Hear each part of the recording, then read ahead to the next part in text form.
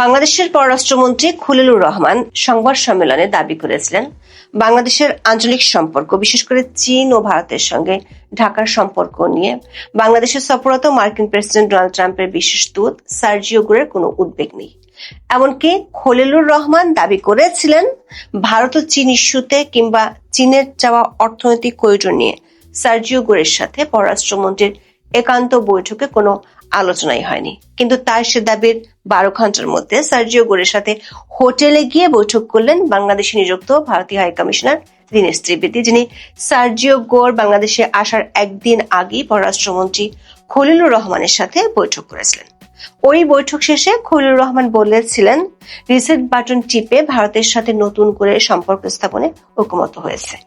কূটনৈতিক মহলে সার্জিও গোর এবং দীনেশ ত্রিবেদীর বৈঠকের খবরটি নিয়ে বেশ আলোচনা হচ্ছে।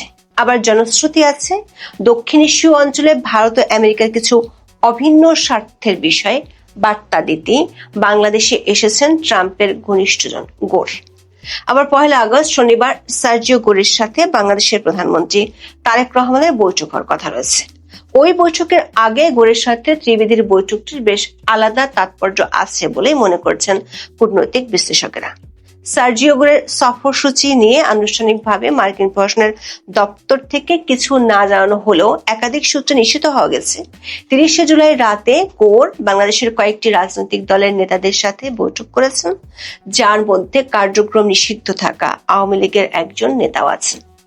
প্রশ্ন হলো, পররাষ্ট্রমন্ত্রী খলিলুর রহমান যেখানে সংবাদ সম্মেলনে দাবি করেছেন ভারত চীন করিডোর, অন্তর্ভুক্তিমূলক রাজনীতি কিংবা আওয়ামী লীগ নিয়ে মার্কিনীদের কোনো মাথা ব্যথা নেই, সেখানে ট্রাম্পের বিশেষ দূত পর্দার আড়ালে এতগুলো বৈঠক করছেন।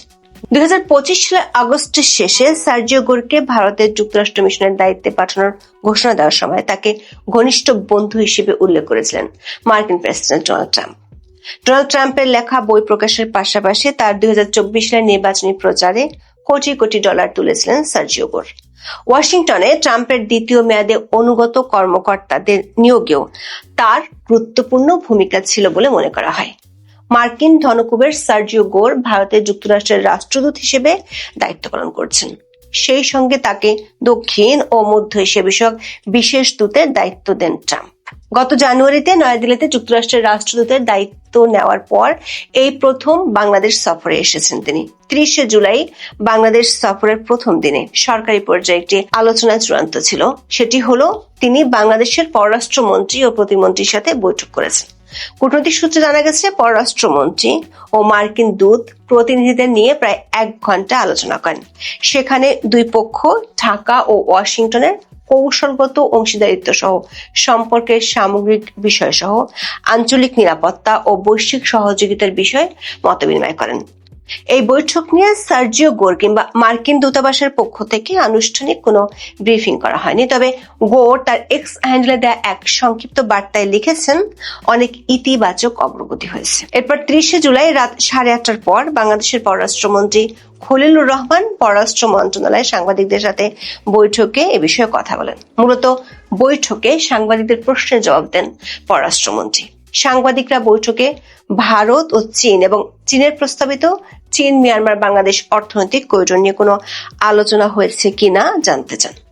সাংবাদিকরা জানতে চান, বাংলাদেশে অন্তর্ভুক্তিমূলক রাজনীতি বা আওয়ামী লীগ নিষিদ্ধের বিষয়টি নিয়ে কোনো আলোচনা হয়েছে কিনা। সাংবাদিকদের বেশিরভাগ প্রশ্ন শেষ করার আগেই পররাষ্ট্রমন্ত্রীর জবাব ছিল একই রকম, সেটি হলো না। করিডোর প্রসঙ্গ তোলার সাথে সাথে কিছুটা চটেও যান পররাষ্ট্রমন্ত্রী।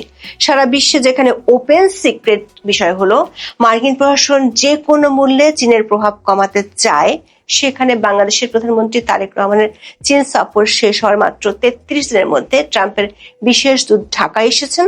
সে সফরে স্বাভাবিকভাবেই ধরে নেওয়া হচ্ছিল মার্কিন বিশেষ দূত চীনের সাথে বাংলাদেশের সম্পর্ক কতটুকু এগিয়েছে তা জানতে চাইবেন। সেখানে চীন প্রসঙ্গে পররাষ্ট্রমন্ত্রী দাবি করেছেন, চীন নিয়ে মার্কিনীদের উদ্বেগ নেই। একইভাবে নানা মহলে আলোচনা হচ্ছিল তিস্তা প্রকল্প থেকে শুরু অনেক কিছুতেই চীন ঘেঁষা হয়ে পড়ায় বাংলাদেশ নিয়ে ভারতের উদ্বেগ আছে। আবার 24-এর 5 আগস্ট থেকে ভারতের সাথে সম্পর্ক যে তলানিতে গিয়ে ঠেকেছে, সেটির উন্নতিরও খুব বেশি লক্ষণ দেখা দিচ্ছে। এমন পরিস্থিতিতে ইন্দো প্যাসিফিক অঞ্চলে মার্কিনীদের 1 নম্বর মিত্র ভারত নিয়েও এই বৈঠকে আলোচনা হতে পারে এমন একটা ধারণা কূটনৈতিক ও রাজনৈতিক মহলে ছিল। তবে পররাষ্ট্রমন্ত্রী ইন্দো প্যাসিফিক থেকে শুরু করে ভারত নিয়ে সার্জিও গোরের সাথে কোনো আলোচনা হয়নি বলে সংবাদ সম্মেলনে দাবি করেছেন। তার এই দাবির 12 ঘন্টার মধ্যে সার্জিও গোরের সাথে বৈঠক করেছেন বাংলাদেশে নিযুক্ত ভারতের হাই কমিশনার দীনেশ ত্রিবেদী। বাংলাদেশি সংবাদ মাধ্যমগুলোর খবরে বলা হচ্ছে 31 জুলাই শুক্রবার ঢাকা সফররত যুক্তরাষ্ট্রের দক্ষিণ ও মধ্য এশিয়া বিষয়ক বিশেষ দূত সার্জিও গোরের সঙ্গে দীনেশ ত্রিবেদীর এই বৈঠক অনুষ্ঠিত হয়। বৈঠকে পারস্পরিক স্বার্থ সংশ্লিষ্ট বিভিন্ন বিষয় নিয়ে আলোচনা হয়েছে।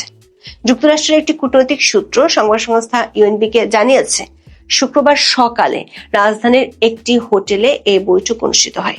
সূত্রটি জানায়, শুধু বলতে পারি এটি একটি ইতিবাচক বৈঠক ছিল।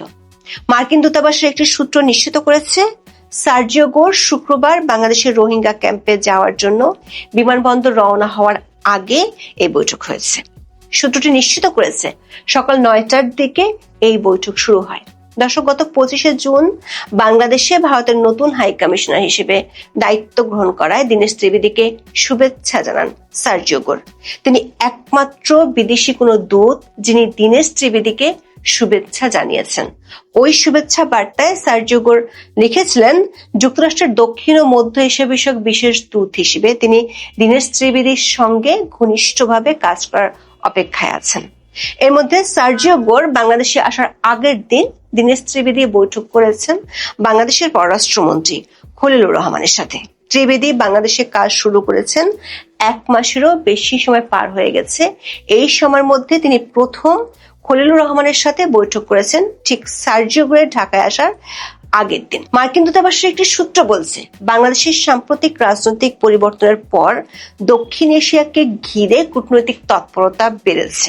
এই প্রেক্ষাপটে ইউনূস আমলের প্রথম 1 বছর বাংলাদেশের অভ্যন্তরীণ রাজনীতি ও ভারত প্রসঙ্গে যুক্তরাষ্ট্র ও ভারতের মত এবং কূটনৈতিক দর্শনের মধ্যে দূরত্ব ছিল। কিন্তু বাংলাদেশের নির্বাচনের আগে আঞ্চলিক নিরাপত্তা ও ভূ রাজনৈতিক প্রভাবের প্রেক্ষাপটে দেশ দুটির মধ্যে সেই দূরত্ব অনেকটাই কেটে যায়। সূত্রগুলো বলছে, আঞ্চলিক নিরাপত্তা ও সন্ত্রাসবাদ, ভূ রাজনৈতিক প্রভাব এবং বাংলাদেশের অভ্যন্তরীণ রাজনীতিতে স্থিতিশীলতা ইস্যুতে যুক্তরাষ্ট্র ও ভারতের স্বার্থ অনেকখানি এক হয়ে গেছে। সে প্রেক্ষাপটে সার্জিও গোর ও দীনেশ ত্রিবেদীর এই বৈঠক বিশেষ তাৎপর্য, কারণ 1 আগস্ট সার্জিও গোরের সাথে বাংলাদেশের প্রধানমন্ত্রী তারেক রহমানের বৈঠক হওয়ার কথা রয়েছে।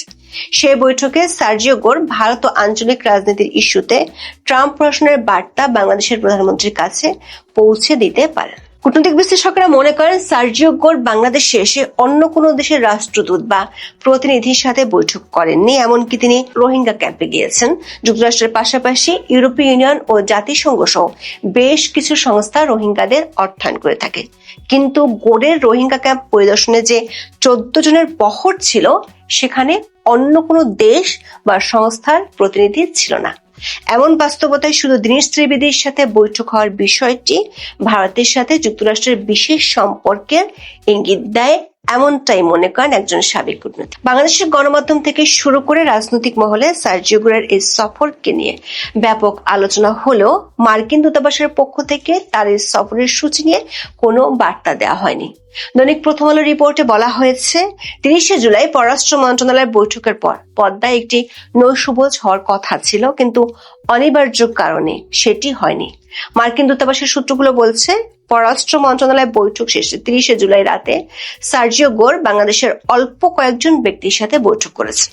সে বৈঠকগুলো রাজধানীর একটি হোটেলে অনুষ্ঠিত হয়েছে। এর মধ্যে কার্যক্রম নিষিদ্ধ থাকা আওয়ামী লীগের একজন নেতাও আছেন। দূতাবাসের সূত্রটি বলছে, আওয়ামী লীগের 2 জন নেতাকে ডাকা হয়েছিল, যার মধ্যে একজন নারী নেত্রীও আছেন। তবে নিরাপত্তার স্বার্থে ওই নেত্রী শেষ পর্যন্ত বৈঠকে যেতে পারেননি। এছাড়া বিশেষ সময় বাংলাদেশের রাজনীতিতে সক্রিয় থাকতে দেখা যায় এমন একজন সুশীল সমাজের প্রতিনিধিও আলাদা বৈঠক করেছেন। সূত্রগুলো বলছে, 1 আগস্ট তারেক রহমানের সাথে বৈঠকের আগে সার্জিও গোর পরিস্থিতি বুঝতে নির্বাচিত কয়েকজন ব্যক্তির সাথে বৈঠক করবেন। আবার তারেক রহমানের সাথে বৈঠক শেষে ফিরে যাওয়ার আগে 2 ঘন্টা হোটেলে থাকবেন সার্জিও গোর। সেই সময়ও তার সাথে কয়েকজনের বৈঠক হওয়ার সম্ভাবনা রয়েছে। তবে এ বিষয়ে নিশ্চিত কোনো তথ্য